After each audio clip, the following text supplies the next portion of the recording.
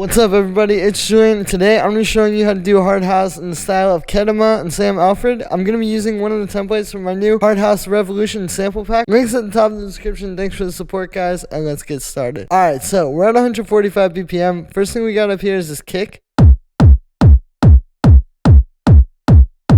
Now, when you see this kick, you see it's completely unprocessed, except I pitched it to be in key with the bass.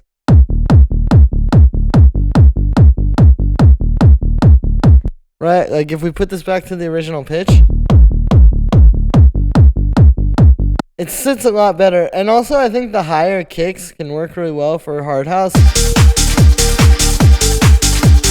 Like when you're moving so fast and it's such an upbeat groove, the higher kick can actually work really well. But if you have the right kick, you really don't need to process it too much. And a lot of overprocessing can kind of mess it up sometimes. From there, we move to the bass.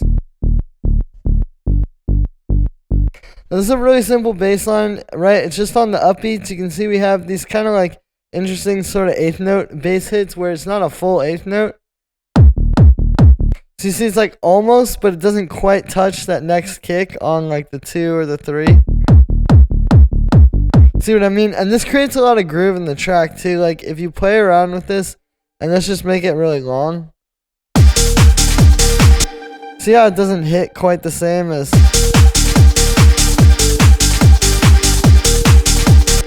So yeah, play around with the note length on your basses and see what you can get. From there, as far as like the actual musicality here, so we're in the key of G minor. This is going 6, 5, root. Right, it's a pretty simple kind of poppy chord progression. For the sound on this one, I've got one layer of wavetable, which is a saw wave, and then this sine wave, which is 7 semitones up. Right, so we're getting that, and then there's a low-pass filter with an envelope on it, kind of giving us that pluck, and then I have this layer, which is just another saw wave, actually, but detuned a little bit. And yeah, it kind of sounds cool. Then I just have this sidechain to the kick. You'll notice I have the high pass on the sidechain, so it's actually only getting sidechain to this. Right, just like the very top of the kick. Then we have this little stab, which also goes with this one. Right, so it's like this brass stab layered together with this choir. You can hear one's playing a major chord, the choir's playing a minor chord. And it creates this big major 7th, major 9th sort of thing, right? So this is something that I've heard in a lot of these tracks, especially like Kedema, is you'll have a chord progression going, and you'll even have like leads and different stuff like that.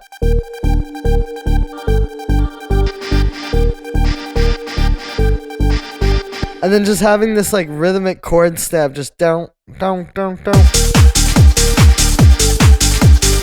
Just playing one chord throughout, right? Obviously, if you try to change this too much around in the MIDI, it's going to start to clash with the bass and stuff. So you just pick that one note that works really well.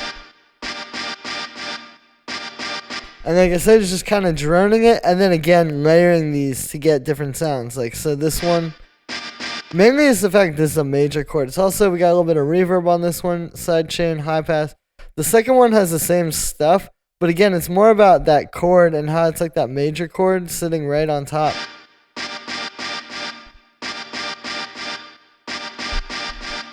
Pretty simple stuff, all things considered. Then we have this little melody.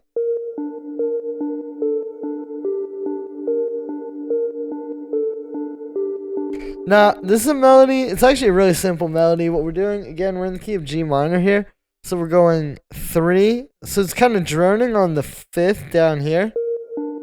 Right? With D. And then we're just walking down to the root up top. So 3, 9, root. Really simple, but it goes well over that progression. Right? And it's really simple too. Like it's very simple things coming together to create complexity. Now for this one, I made it with operator actually. I have the sine wave, and you can see it's got a short envelope like this, and it's pretty low down below the other oscillators. So we have the second one like up a few octaves like this. The third one is even up higher than the first one. So you're kind of getting like an interesting pluck. Right, and then we just have a low pass filter on there. So it's actually filtering quite a bit. Plus even a little bit of pitch LFO. Just giving it that tiny bit of vibrato you can hear. Some reverb, sidechain, and then we're high passing it. And then we have our little droning.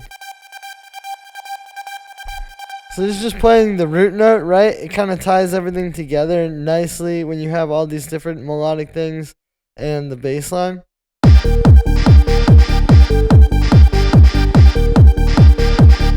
Right, to just have that one sound sort of droning on the root note. It's also a bit of like, you know, Eurodance is a big influence on a lot of this music, and it kind of blends a lot of that in, right? So this is like a very super Eurodancey sound. So what's going on here is we have just a saw wave actually inside of analog. Two saw waves you can see actually. So they're detuned, but they're at the same octave. And we're just getting this kind of like siren, then a little bit of reverb. And then I have this trance gate I made a while back. So all that's happening here is this Ableton shaper moving the gain on this utility, taking it from 0 up. Right, with this trance gate sort of pattern. There you go, this is like the settings. A little bit more reverb. High pass, sidechain. And there you go, you get a nice trance gate. I also like having the reverb after because it kind of, you know, smooths it out a little bit, makes it so it's not so choppy, but you still have the choppy sort of trance gate. Anyway, then we have our main drums. Right, you can hear these just really got to groove well with the kick and bass. Like these just hit really nicely. When I make these kind of tracks, I always start with the kick and bass and then these. Actually, even before doing like any of this other stuff that I just showed you. Right, and then the other element to the drums here is going to be some of these house loops.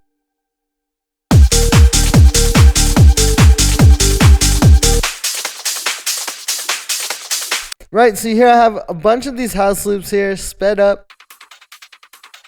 Some of them are just kind of more like tribal percussion. Right, and like live stuff.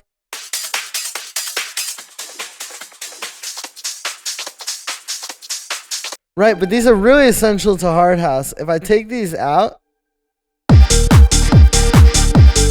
it totally still works, but there's this certain element of energy that these add, especially when you stack them and there's all these things going on and these live layers and this programmed percussion.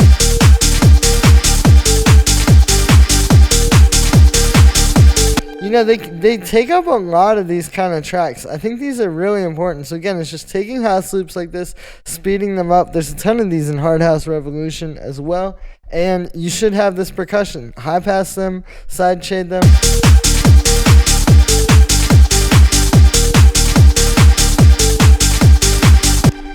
And there we are. So that's going to be it for this one, guys. I hope you enjoyed. Make sure to like this video as well as subscribe. And let me know what you think of this video in the comments.